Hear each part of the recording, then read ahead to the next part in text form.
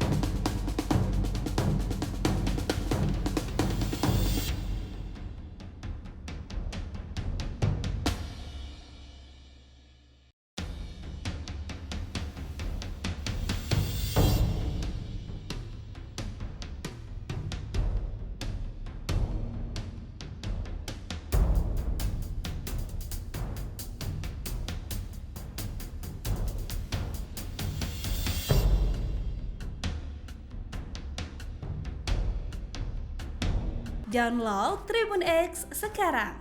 Menghadirkan lokal menjadi Indonesia.